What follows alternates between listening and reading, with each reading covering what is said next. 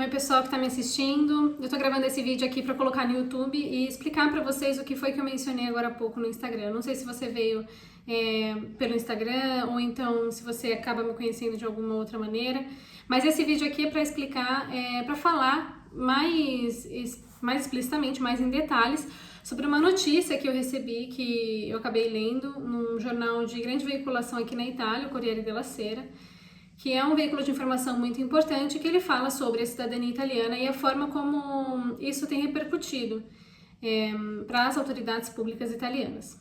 No Instagram, no vídeo curto que eu postei, eu consegui falar muito pouco a respeito do assunto, e aqui eu quero explicar em detalhes e expor para vocês como eu vejo tudo isso e o que tudo isso significa. Bom, a cidadania italiana todo mundo já deve saber, ela é reconhecida por duas maneiras. Uma delas é pela via judicial, que é um processo judicial que a gente protocola no tribunal italiano. A maioria dos imigrantes italianos veio da região do Vêneto, que é uma região na Itália, e depois que teve a distribuição da competência dos tribunais, que a princípio todos os casos judiciais de cidadania italiana competiam ao Tribunal de Roma. E aí depois de uma decisão para desafogar o Tribunal de Roma, foi revertido os casos para a região de onde veio o antenato da pessoa. Como a maioria dos imigrantes veio da região do Vêneto, o Tribunal de Veneza, que é o responsável por julgar esses casos, é o lugar que mais tem casos tramitando sobre cidadania italiana.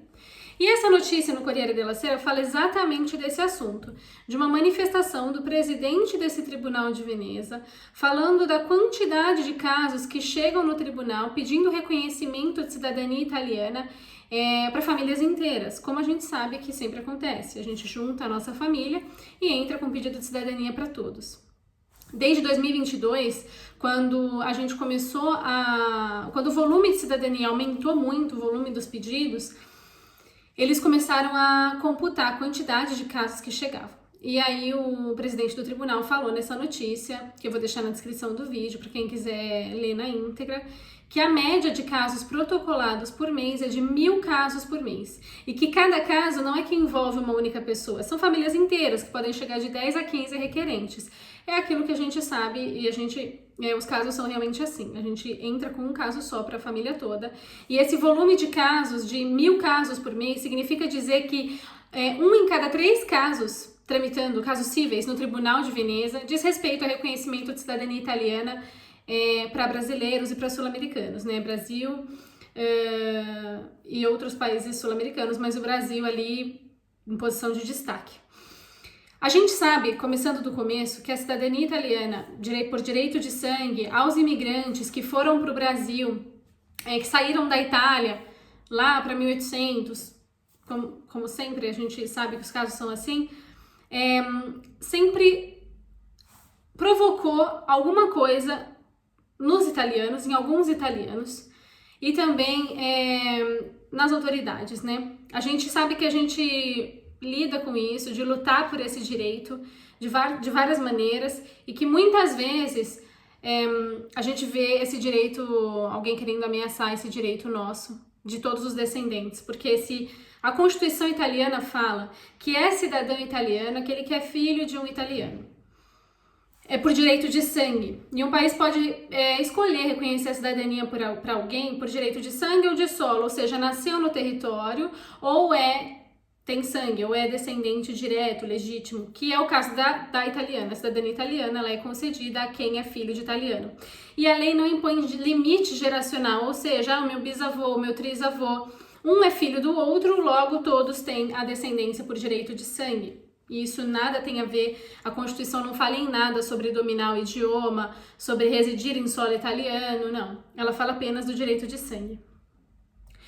A gente teve a causa da grande naturalização, que foi parar na Suprema Corte Italiana, foi julgada improcedente no final das contas, e essa foi uma das vezes em que colocaram em xeque a possibilidade de reconhecer a cidadania italiana para os estrangeiros, para os filhos dos imigrantes.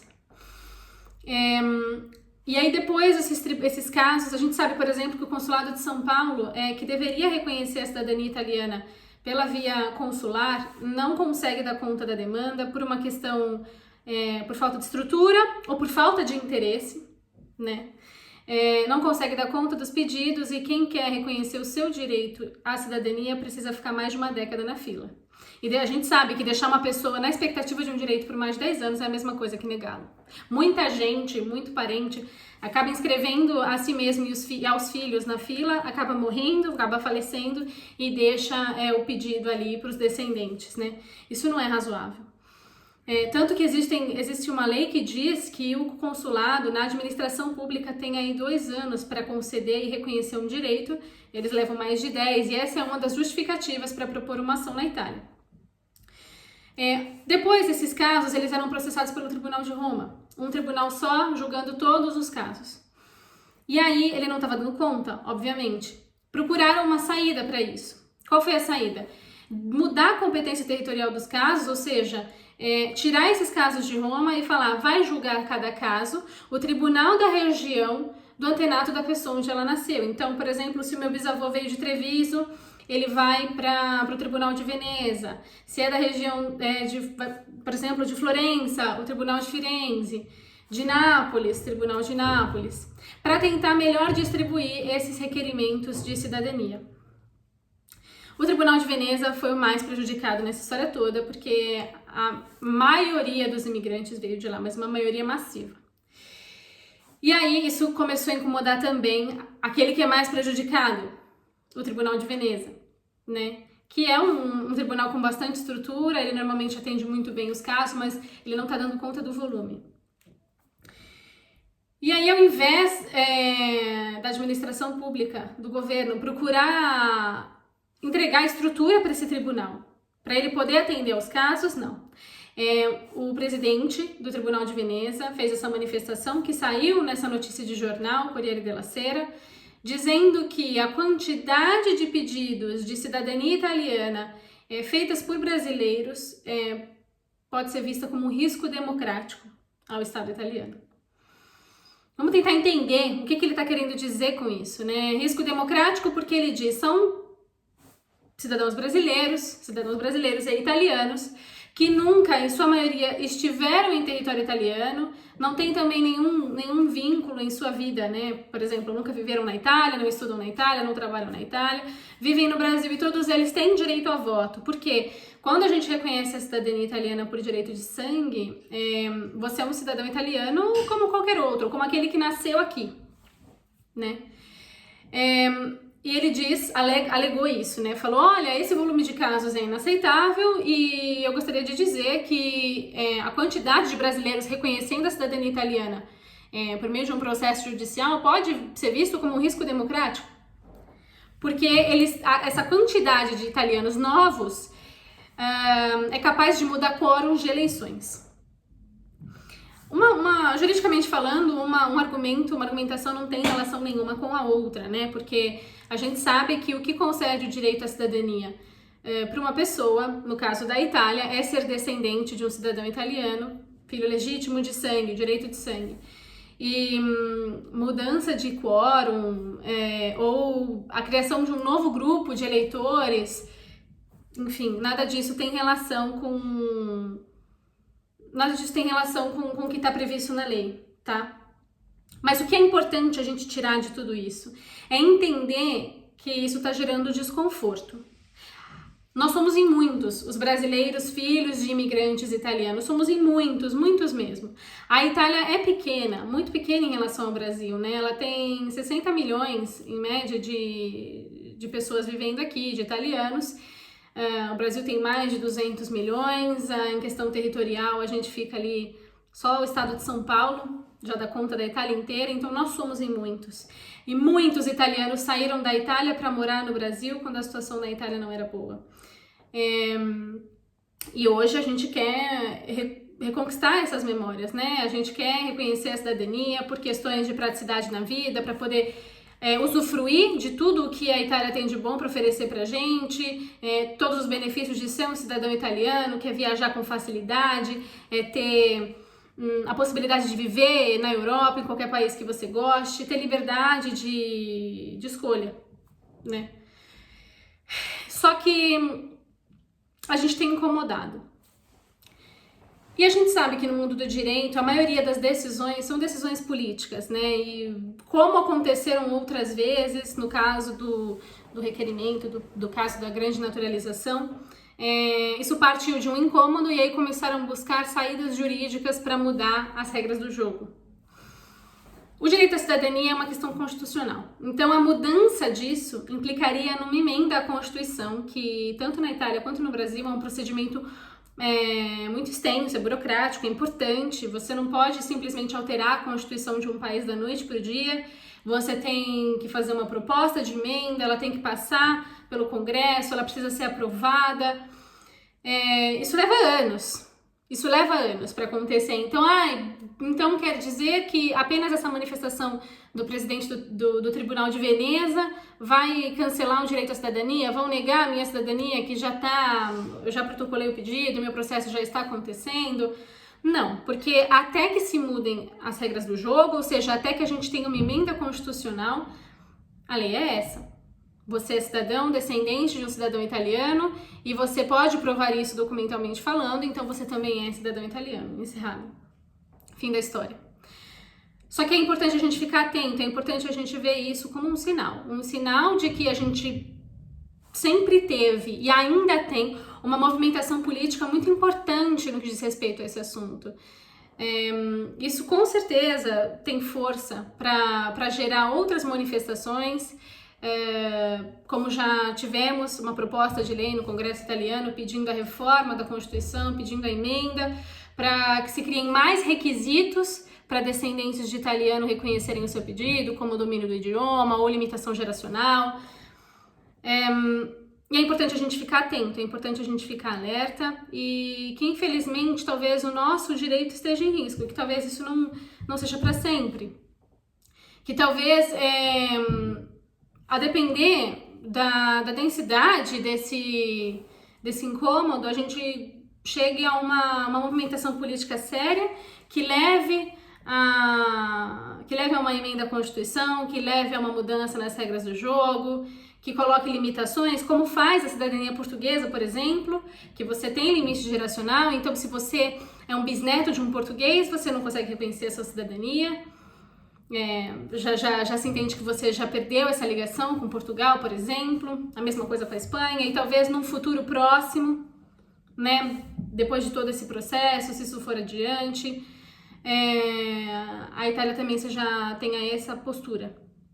Então era isso que eu queria explicar para vocês, deixar aqui a minha opinião, a minha preocupação também com relação ao assunto, mas ao mesmo tempo tranquilizá-los, né? Tranquilizar as pessoas que têm aí um processo judicial em andamento, sabendo que esse processo está rolando e que enquanto as regras do jogo forem essas, a resposta do tribunal, a resposta da lei tem que ser a mesma, de acordo com aquilo que está escrito, né? Cidadão italiano, descendente de um italiano que prove isso documentalmente tem um direito a reconhecer o seu direito.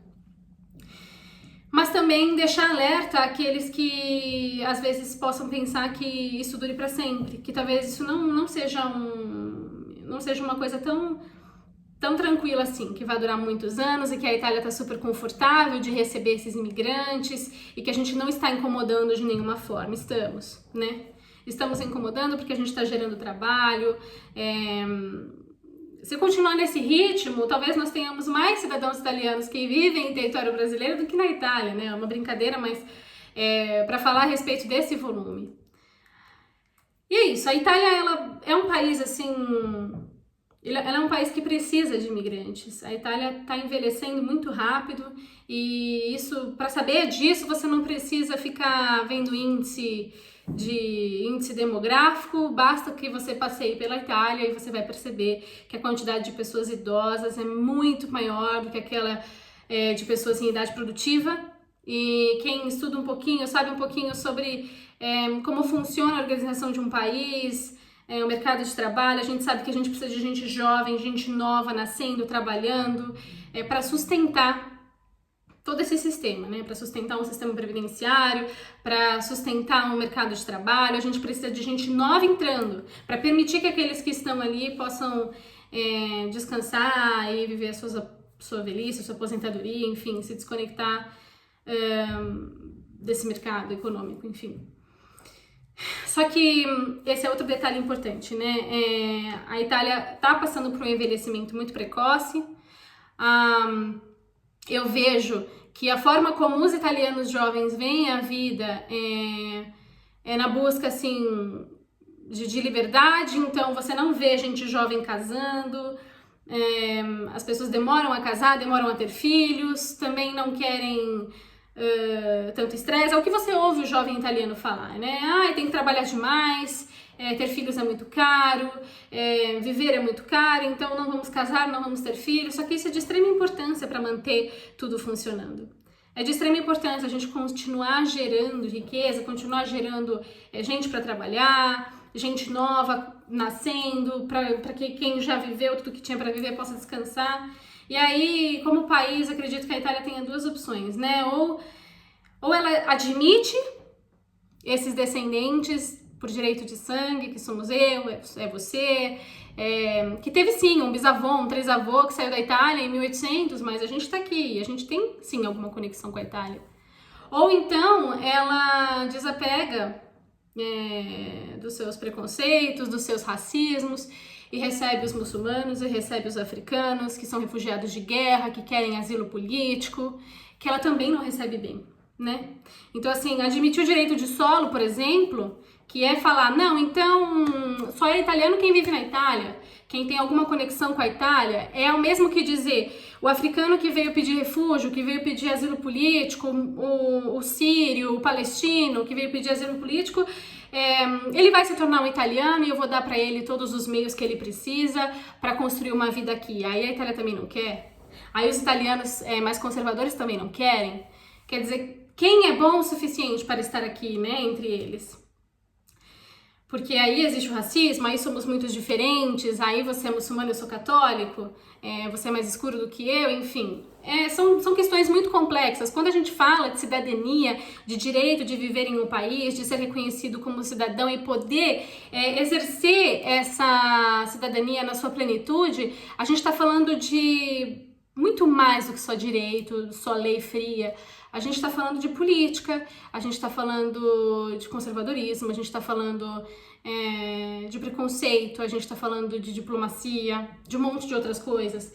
A gente está falando de pessoas que estão ali do outro lado e que querem ou não ser vistos de igual para igual com alguém que talvez elas não se identifiquem. Sejamos nós, sul-americanos, brasileiros, cuja família saiu da Itália em 1800, ou então os sírios, os palestinos, os africanos, todo mundo que vem pedir asilo político e também não é bem recebido.